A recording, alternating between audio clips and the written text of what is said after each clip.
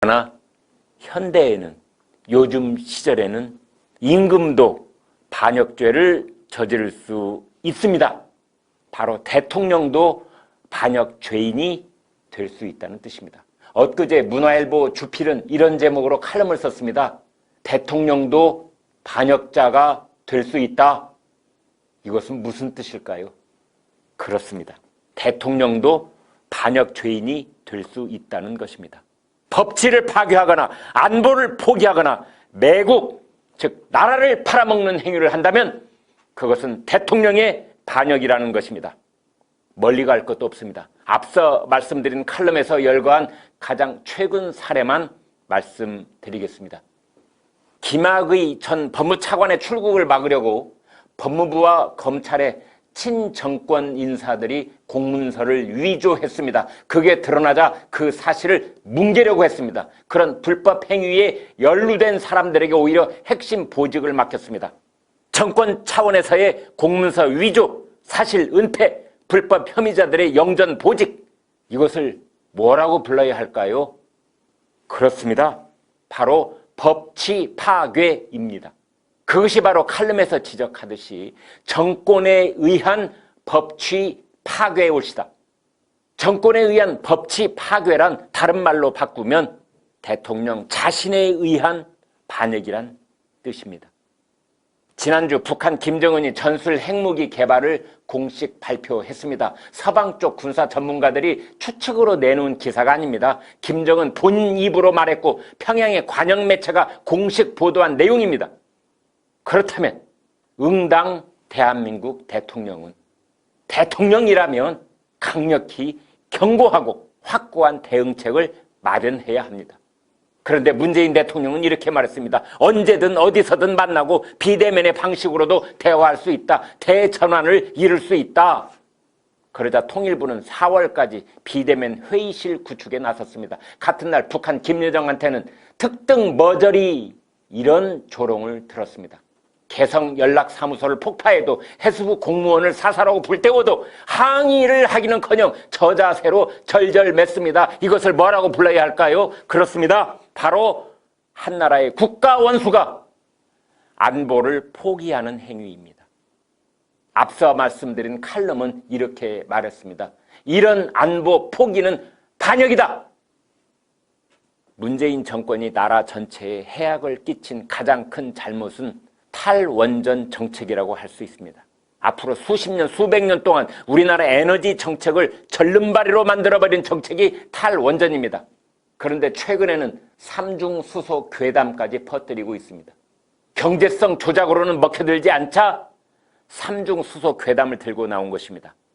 정말로 천신만고 끝에 확보한 세계 최고의 원자력 발전 경쟁력을 죽이지 못해서 안달을 하고 있는 것입니다. 이것을 뭐라고 불러야 할까요? 그렇습니다. 바로 국익을 팔아먹는 매국입니다. 대통령과 정권이 국가의 이익을 팔아먹는 매국 행위를 한다면 그것을 뭐라고 불러야 할까요? 그렇습니다. 바로 대통령이 저지르는 반역 행위라고 할 수 있는 것입니다. 대기업의 영업이익을 뺏어서 중소기업이나 자영업자에게 나눠주라는 코로나 이익 공유제, 이것은 자유민주주의 시장경제와 사유재산제라는 나라의 근본 뿌리를 흔드는 발상입니다. 그것을 대통령과 청와대의 묵인하에 집권 여당에서 불을 지피고 있습니다. 조금 기다리면 주택공유제, 재산공유제, 소득공유제까지 나올 판입니다. 이것은 무엇일까요? 그렇습니다.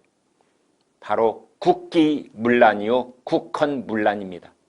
앞선 정권에서 최순실 씨가 만든 무슨 문화자든 체육재단을 저 사람들이 국정농단이라고 불렀는데 그런 것은 이 공유제에 비하면 애들 장난도 아닙니다. 헌법 정신을 훼손하는 국헌문란, 그것은 바로 정권이 저지르는 반역이 되는 것입니다. 대한민국 헌법 제21조 제1항은 이렇게 천명하고 있습니다. 모든 국민은 언론 출판의 자유와 집회 결사의 자유를 가진다. 그렇습니다. 이것이야말로 서방 세계의 모든 자유민주주의 국가들이 자신들의 헌법에 천명하고 있는 표현의 자유라는 것입니다. 그런데 지금 우리나라 집권 세력들은 5.18 왜곡 처벌법 그리고 대북전단 금지법 같은 유연적 법률을 만들어 통과시켰습니다. 이건 역시 국가의 기본 질서를 무너뜨리는 국헌문란이요 반역적 죄과가 되는 것입니다.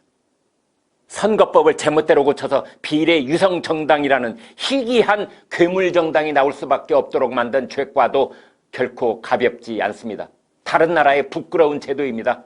국정원이 갖고 있던 대공수사권을 통째로 경찰에 넘겼는데 전술핵 무장을 천명한 적대 국가와 155마일 휴전선을 맞대고 있는 국가가 할 짓이라고는 믿을 수 없을 것입니다.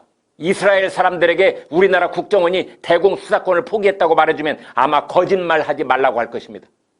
자사고, 외국어고, 국제고는 2025년부터 전면적으로 폐지될 운명입니다. 교육은 백년지 대계인데 이것을 함부로 허물고 있습니다.